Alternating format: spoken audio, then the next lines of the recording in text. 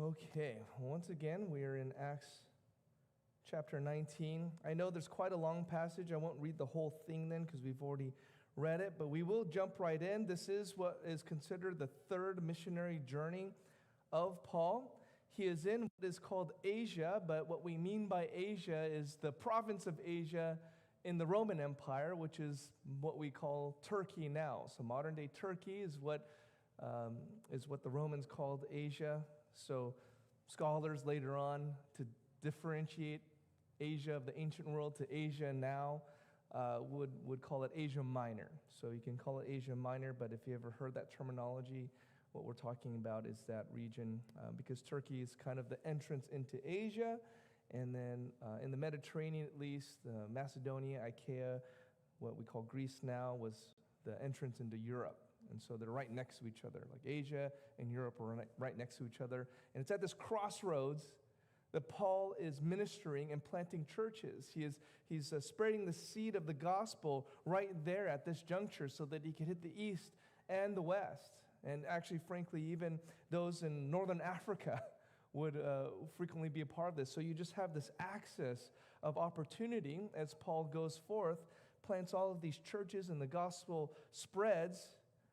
And in verses 21 through 22 is essentially Paul's itinerary and plan, which is picked up by Luke again in Acts 20. So in a way, 21, 22 is continued in chapter 20, verse 1. And what happens in between this riot is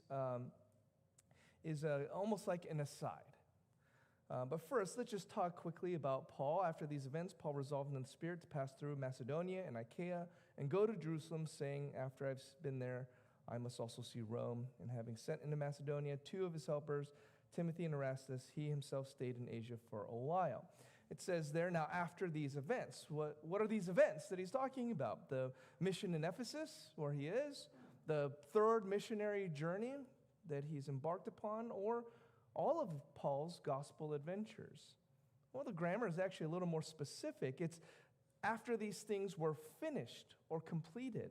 The verb emphasizes the conclusion of something, which means that really this is probably talking about Paul's whole mission up until this point, to bring the gospel into the nations and plant churches. There's a definite and defined mission in all that he had been doing, and he's seeing that Luke is saying in a way that these are not just random events that all happened to him and his missionary team. They each had their purpose in place, and you could say something like this: mission accomplished. And there is something going on here where after this point, Paul has a different attitude, and his mission becomes a little more specific. After he finishes this third missionary journey, goes back to Jerusalem, there's going to be a sense in which he has one goal in mind afterwards. And that goal is Rome. Well, where's Rome? What's significant about Rome? That's where Caesar is. That's where the very height of the Roman power sits. And what does Paul want to do? He wants to bring the gospel to the uttermost, to the pinnacle of power. And so he is pointed in that direction. In fact, the whole rest of the narrative, once he gets to Jerusalem, it feels very much thrust in that direction. Not that there isn't more to do in terms of the big picture of the gospel progress. Others will carry that mission. But Paul's attitude becomes so specific. He wants to go to Rome. And won't go there for the sake of time, but in Romans 15, 18 through 19, the same word is used there, which is translated here after these events. The same word is used to talk about his journey was fulfilled. And then afterwards, he talks about to these Roman believers, and after these, now that these things are fulfilled, I want to go see you in Rome. So again, he is interested, invested in going there. Now, this is not just something that Paul wanted to do. It says that Paul resolved in the Spirit to pass through and go to Jerusalem and then go to Rome. And there's a unity here between his resolve and desire and the Spirit's resolve and desire. So often we think in terms of submitting to the Lord, submitting to the will of God, submitting to the Spirit. And yes, that is true. But there's such a unity of mission and alignment of purpose here. And hopefully you experience this too in moments of your life where your resolve and desire is exactly what God resolves and desires. And so the submission is not so much like, okay, fine, but it transcends submission, because what is there to submit to when what you want is what God wants, right? Like, how hard is submission if the command is go and eat ice cream? Like, I guess I'll submit. No, like, you will happily do it. And so what is so much of the Christian life is not so much that, like, oh, I guess I have to submit. It's that your very desires change. The things that you want are transformed such that it's not so much about submitting to the Lord all the time, but that what you want and what He wants are aligned. Makes it easy. Well, we live in sinful flesh, and that's not always the case. I get it, but we often, or should often, seek to have that kind of attitude. Now, Paul, laying out his travel plans, though, it speak to his heart. He's not just like, I'm going to go to Rome right now. He's in Ephesus, which is in, again, Asia or Turkey. He wants to go back through Macedonia and Achaia, which is across the water there, and is Europe, into Greece now, and check in on the churches. He's also going to take up a collection for those in Jerusalem, because the church in Jerusalem is having a hard time. There's famine, other things going on. We've talked about that. And so when he comes back to Jerusalem to report to the church leaders, he's also coming back with an offering. So he is, in a sense, even though he's very urgent to go to Rome, preach the gospel to Caesar, he knows that there are other things involved. He's got a heart for the churches there still, and so he's not just going to do whatever he wants. It just speaks to his desire to see the churches built up and encouraged. I appreciate it. I must also see Rome. Now, this is not a statement of tourism, like, I must go see the Eiffel Tower if I'm in Paris. This is, again, a statement of his intent by the power of the gospel to go to the emperor of the Gentiles himself. In church history and history would state this is Emperor Nero.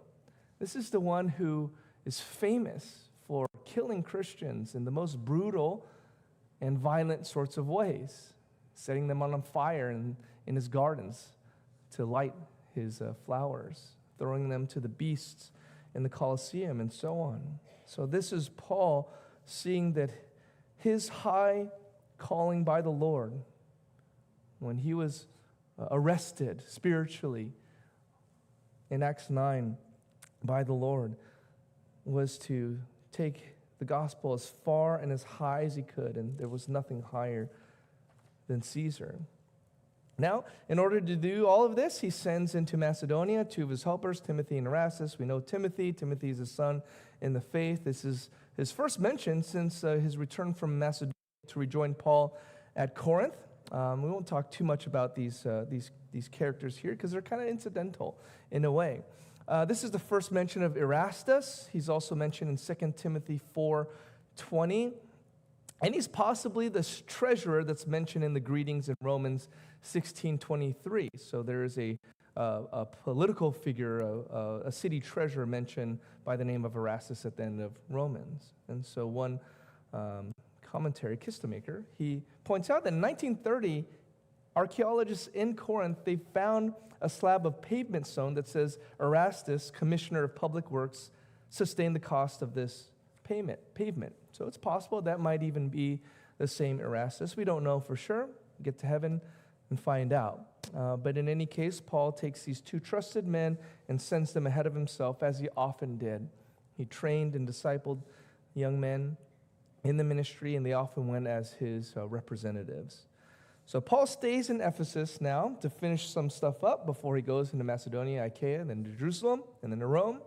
And that's where this next story occurs. Now, what is interesting about this next sequence of events is that from here to the end of the chapter, the story is driven by non-Christians.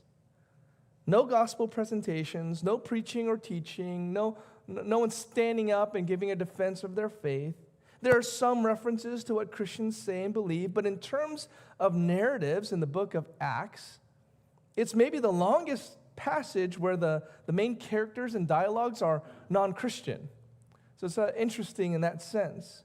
You might ask, what can we learn from a section of Scripture like that? Well, there's always something to learn from the Bible, of course. But I believe the passage is speaking to us about the way culture and society respond with outrage to the things that God is doing. And we should be prepared for that. And in another sense, Christians sometimes feel outraged at what God is doing too, because our preferences, our culture is being assaulted, our pocketbooks are being assaulted. So these are also things to watch out in our own hearts. We can't always pretend that we're pleased with how God is working in our lives, especially when he seems intent on turning it upside down.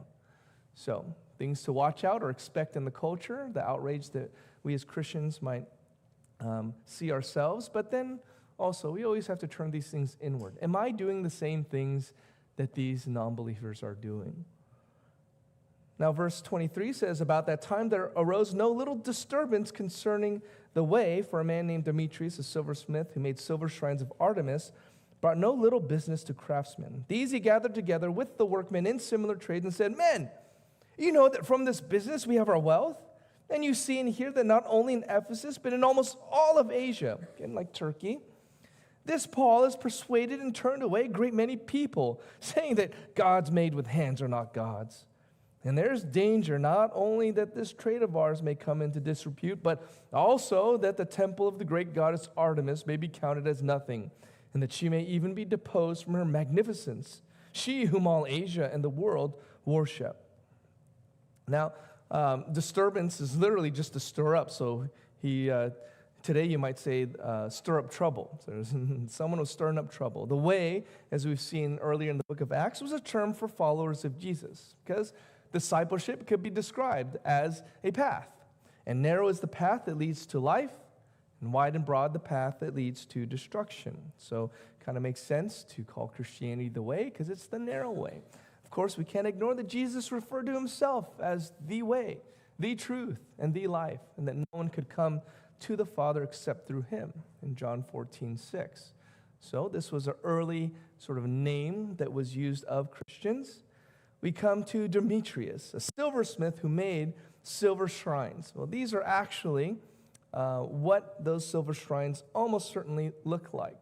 These were discovered in Ephesus, and they date to about the time. If that one's hard to see, this one's maybe a little bit easier. There's all these beads, these large beads around her, and then you can't really see it, but there's weird like dragon goat things, maybe griffins or something on the front in trios down her front. But this is something like this is almost certainly what we're talking about here as far as these silver shrines. And in Ephesus, at this point in Ephesus' life, Artemis was more like a mother goddess associated with fertility. You might remember, Greek mythology classes, Artemis, god of the hunt, and other kinds of things. But at this time, it kind of merged with other ideas in the Asian religion and became something different than that exactly. And so is more associated with fertility, and don't really need to get into the details because Demetrius was not worried about you understanding the right way to view their goddess, but his livelihood. He made a living off of the tourism of Ephesus and selling expensive souvenirs. We'll talk about it in a moment, but the temple of Artemis there in Ephesus was one of the 7 great wonders of the world. So it had been this magnificent structure. We'll get there in a second. Now, Demetrius represents those who made money from selling silver shrines. He pretends to care about the religion, but what he's most interested in is the bottom line. Not unlike modern times or even just human history, religion was a way to sell stuff. And notice how often he mentions money. Even there's no little business here. He gathered the workmen in similar trades. You know that from this business we have our wealth. And there's a danger not only that this trade may come into disrepute, in other words, that we might lose money, but the religious stuff. So what's foremost on his mind is not cultural or religious concerns. It's not that he's offended truly at the goddess Artemis being disparaged, but he keeps kind of going back to his wallet. And that's fair. Clearly, his outrage is mainly because of the money he will lose if people start becoming Christians and stop worshiping Artemis. The shrines market will plummet. People will lose their jobs. This is not a small deal. And he might have been of someone significant in this whole industry, not only that he was a silversmith who made the shrines, but that he was maybe some importance representing the whole group. Now, think about this. The only people who will lose out if Christians become an influence on the culture, monetarily, are people who peddle sin. There's an association between sin and money, isn't there? Sin is lucrative. Selling sin is very popular. Adult entertainment industry, tens of billions of dollars, but that's just what gets taxed, right? What's official on paper. The true cost of lust, selling lust, who could even fathom or know? Gambling, hundreds of billions of dollars, and it's only going up.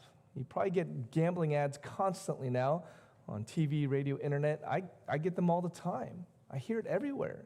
Online gambling, hundreds of billions of dollars. And again, that's just of what's reported. Like $500-600 billion industry, only of what's reported though. A lot of stuff happens under the table. Cosmetics, selling vanity. And I'm not saying this is inherently evil, okay?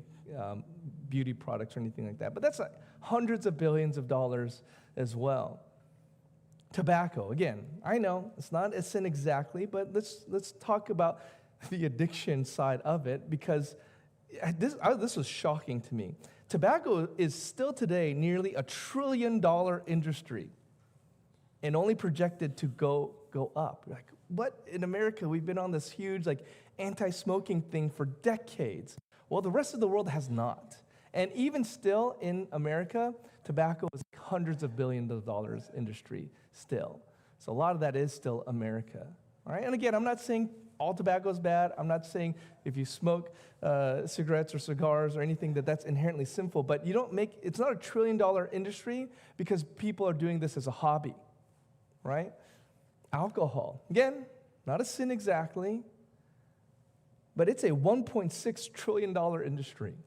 $1.6 trillion in the sale of alcohol. Now, I don't think you get to those numbers unless some of that is about addiction, not just, I like to have a glass of wine, at dinner time. Again, not trying to judge inherently tobacco, beauty, cosmetics, and alcohol are sins per se, but I don't think you get to those stratospheric numbers without some element of sin involved. Is that fair to say?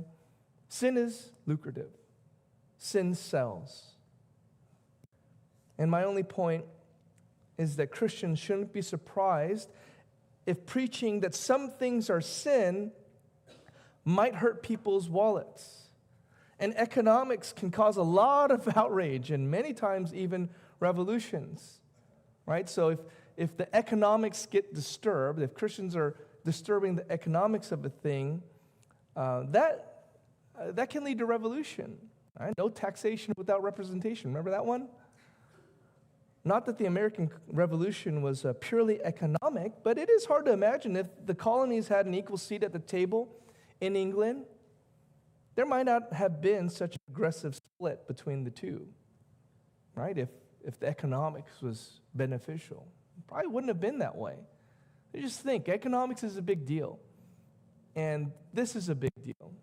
And if you're a Christian, or if any culture starts to be evangelized and respond to the gospel, it might make some people mad because, bottom line, their checkbooks are being affected. Now, of course, Demetrius does try to weave in those cultural and religious aspects as well. We talked about how in the Roman Empire, religion was very intimately woven into politics and society back then. Or to put it a little differently, even if you were an atheist, you still respected the Roman gods because it was very closely intertwined with the Roman culture and the Roman government and so on. So you could be a just stone cold atheist, but you still needed to fit into that system and that way of thinking. I suppose it's a little bit like most politicians profess to be some kind of Christian. In fact, supposedly every president we've had in this country was a Christian. I don't know how true that is, but you have to at least, up until now, at least give some kind of lip service to you're some kind of Christian. I get the sense Demetrius is kind of pulling on that same chord. He hits the economic impact pretty hard, but after that, he certainly wants to also tug on their fealty to the gods and the goddesses. Now, I appreciate the admission here that he says that Paul is persuading people, saying that gods made with hands are not gods.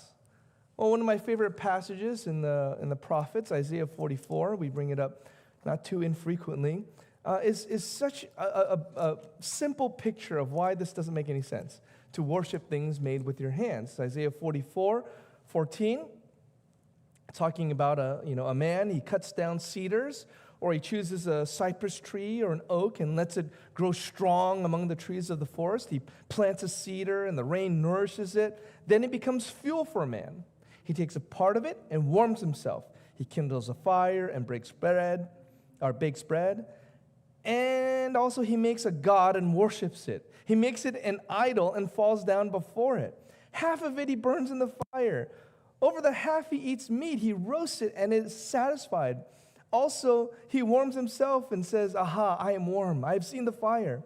And the rest of it he makes into a god, his idol, and falls down to it and worships it. He prays to it and says, "Deliver me, for you are my God." They know not, nor do they discern. For he has shut their eyes so that they cannot see, and their hearts so that they cannot understand. No one considers, nor is there knowledge or discernment to say, half of it I burned in the fire. I also baked bread on its coals. I roasted meat and have eaten. And shall I make the rest of it an abomination? Shall I fall down before a block of wood? He feeds on ashes. A deluded heart has led him astray, and he cannot deliver himself or say, "Is there not a lie in my right hand?" It's very picturesque language. How is it that you can take a piece of wood and turn half of it into something that serves you? You use it to bake bread. You use it to keep warm. You're the one even that planted that cedar and saw it grow, and then you take the other half of it and say, "Save me. Save me." You just burned half of it. You burned his brother and use it to bake bread. And now you ask it to save you? It doesn't make sense. The lie is right there in your right hand. And he's saying, how foolish, how deluded such a person is. Doesn't it just make sense that your God cannot be something you make with your hands? And here Demetrius is practically proud of the fact that he makes these gods for a living. Now, does he really think that God in his hand that he makes and fashions is truly worthy of worship? Can't know the man's heart, but we know that Demetrius is trying to invoke outrage at the challenge Christianity is making to their way of life. And he tries to make the insinuation that if Christians had their way, they would destroy all these shrines, and they might even get rid of the temple of the great goddess Artemis. Do you want to see what the great temple looks like? There it is. Can you see it? So even that pillar back there, that single solitary column right here, that was all in pieces. They had to kind of like stack those up, all right? Here, maybe a better angle would help. Does it look any better? I don't know. It's so funny because this temple now, of course, does not look like a seventh wonder of anything. You would not be able to distinguish this from any other pile of rocks that's, from that era. It was, though, at the time, if you can imagine it, and here's a little bit of an artist rendering. Now, you might say, how did they get that from like this, just like a couple pillars. There's obviously descriptions that were made of this at the time, and there are some other ruins and things around that inform them, but this is just speculative, of course. I do appreciate, it's a little unfortunate that all these ruins, they're just white because all the paint and colors that would have been on them have been washed away over thousands of years. It is more likely, it is more likely that they were colored. And so there's just some idea of maybe the ways it might have been colored. We don't know for sure, but it would have been quite a spectacle. And it would have drawn worshipers and tourists and visitors. Actually, Ephesus had a lot of beautiful places. I was debating whether to show, like there's a library there and other things, but you can frankly look it up, virtual reconstructions on YouTube. But it really does look pretty impressive. And it does look quite even beautiful in the architecture and other things. And you can see, actually I'll point this one out in just a few moments, that there would have been these shrines and altars and statues of the gods and goddesses everywhere you went, all alongside the road. Like the way you see billboards now, right? Just imagine instead that there are statues of gods and goddesses everywhere, that kind of thing. Now, Christianity does represent a challenge to the culture. Every civilization reflects both elements of the image of God, but of course in our sin, distortions and of that image as well, right? So humanity made in the image of God, but as sinners, we distort that image. So of course every culture will see some things that really do reflect godliness and holiness, but then you'll also see things that do not honor God at all. That's, in a way, the definition of culture. Which sins do you manifest, and which elements of the image of God do you manifest? The gospel is good news, but it has to point out the bad, those parts of the culture and our lives that are short of God's perfection. The gospel tells us that we are sinners, and our sins are, of course, personal. There are things we do personally against the holy God, but sin is also cultural, meaning our society and every society is normalizing certain sins, and because of that, we sort of more naturally commit those sins and gravitate towards those sins. It doesn't mean that you're not on the hook for it. Oh, I just grew up in a culture that accepted or embraced, this sin or that sin. But if you grew up thinking worshiping an idol made with your hands is normal, even though logic should tell you, as Isaiah 44 said, I made this, why am I worshiping it? I'm greater than it. We might go along with the sin if only to fit in with the culture, right? It's even that subtle. Like, well, I personally don't believe that these things are God's, but I don't want to stand out either, so I'm just going to go along with it. Well, that's sin too. So that's what we mean by this kind of cultural sin. And so the gospel and those who preach it often do come under fire for challenging the status quo and what's socially accepted when it's sinful. Demetrius here trying to save his job, and he's doing it by whipping people up into economic, political, religious, social frenzy. And this is a way to, frankly, this is a lot of what's happening today. And, in some ways on both sides of the political spectrum, is you just whip people up into political, religious, social, economic frenzy, and you try to get people to rally together. And I think you need to understand this. A lot of those people do that because it's their job. They don't have a job if they don't whip people up into a frenzy about it. And maybe that's a little bit of what Demetrius is doing here. Now, his tactic works. When they heard this, verse 28, they were enraged and were crying out, "Great is Artemis of the Ephesians!"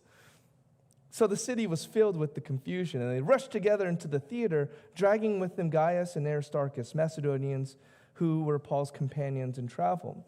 But when Paul wished to go in among the crowd, the disciples would not let him. And even some of the Asiarchs who were friends of his sent to him and were urging him not to venture into the theater. Now some cried out one thing, some another, for the assembly was in confusion, and most of them did not know why they had come together.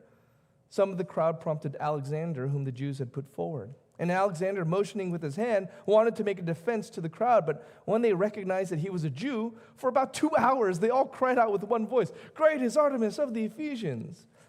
It is not hard, really, to whip people up into a frenzy like this. I think it's ironic that some cities, they set up a very strong police presence after the World Cup for the winning team. So, people get into a frenzy even that their team won and go through the streets and riot and all this kind of thing. These people are funny that way.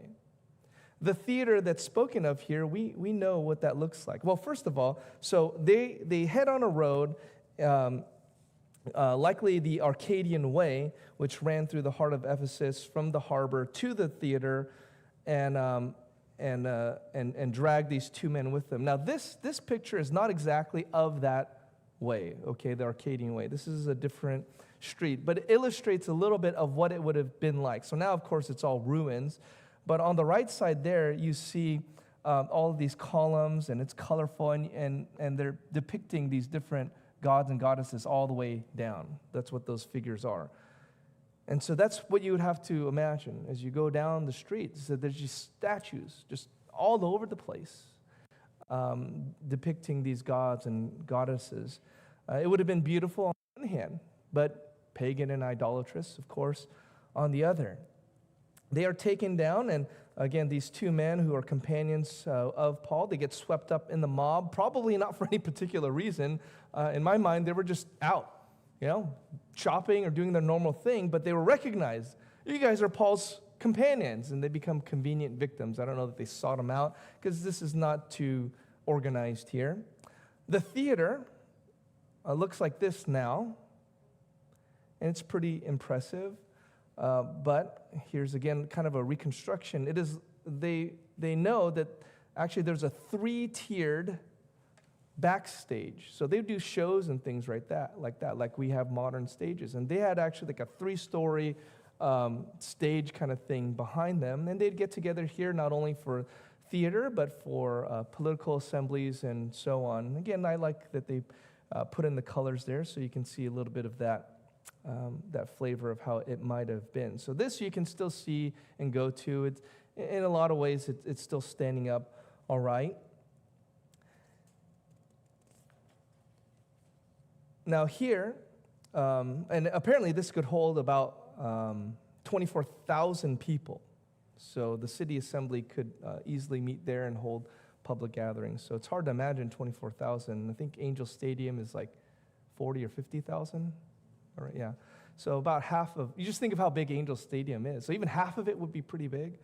So that's kind of what you're looking at in terms of number of bodies and people. Now, Paul wanted to go do something about this, but he was prevented by the other disciples. Not only that, but high-ranking officers, these Asiarchs that Paul had befriended, also urged him not to go. These Asiarchs were, this is one commentary just giving a definition, so I'll just use theirs. The Asiarchs were members of the noblest and wealthiest families of the province of Asia and were bound together in a league for promoting the cult of the emperor and Rome. So their job was to make sure people, the cult of the emperor and Rome, that just means that they were encouraging people to be devoted and follow the emperor and Rome. So that's their job. And even they are saying, Paul, don't try to intervene in this. This is their job, to try and protect the worship of the Roman Empire and of the emperor.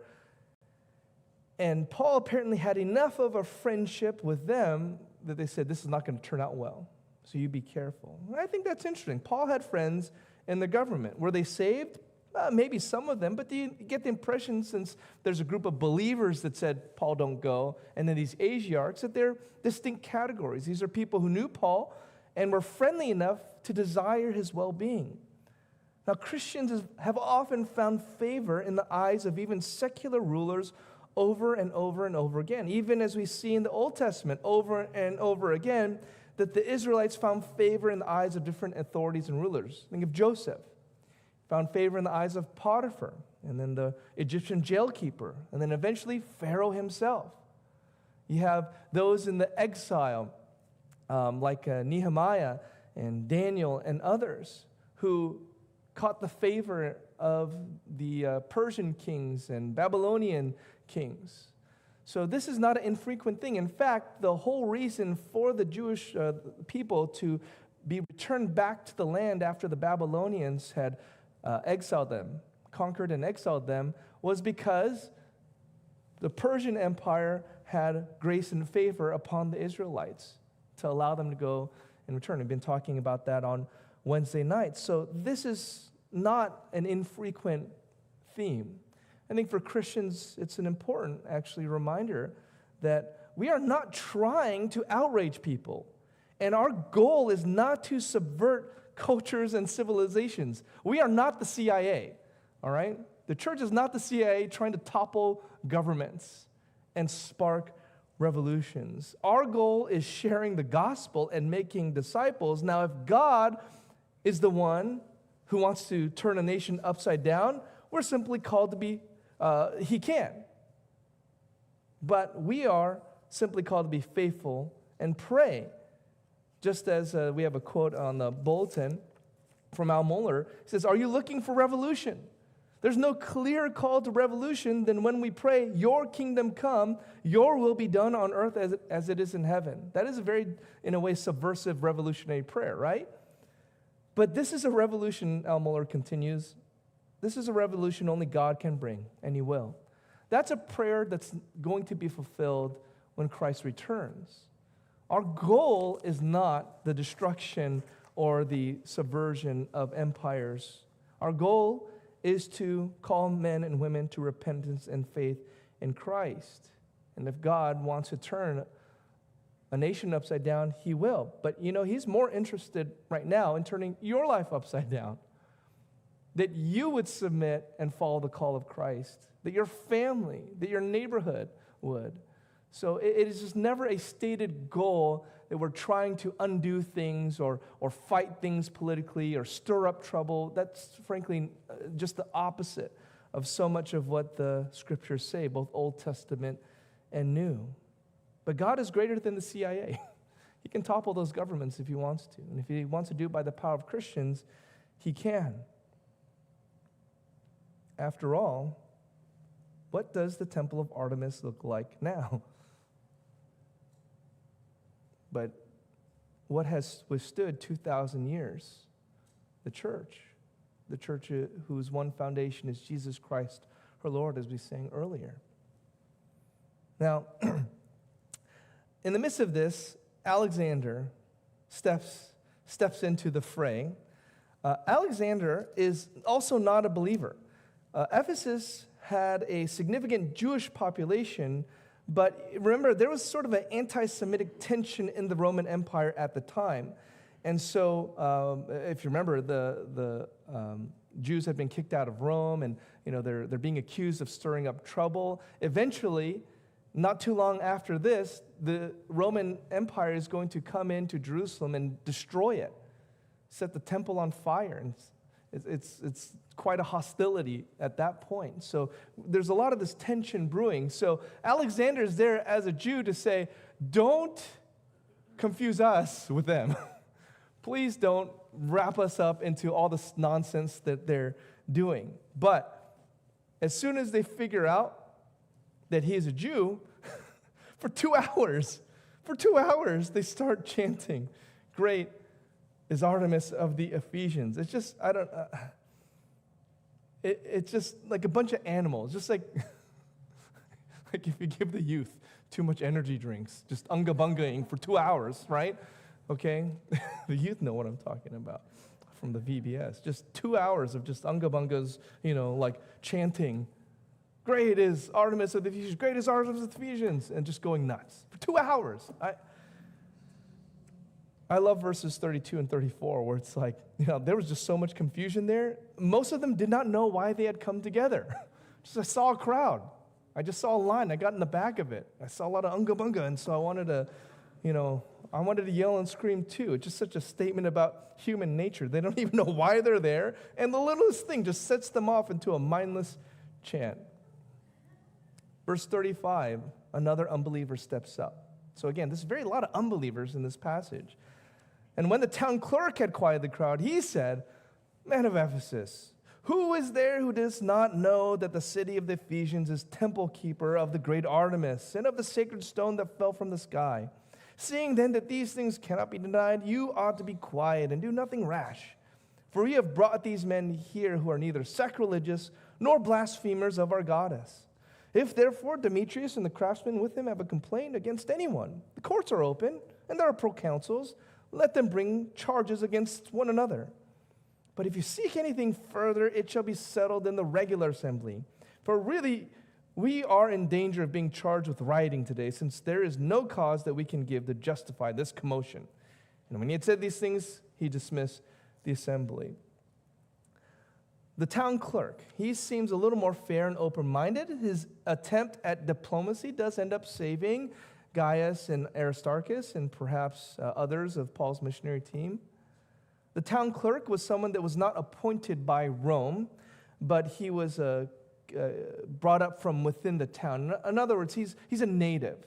He's not just someone from outside, and he's given this job to watch over these people. He was, in that sense, the most important person in the city that was not appointed by Rome. So this is definitely falling under his purview, or he has an incentive to see his town not fall into disrepute or into chaos.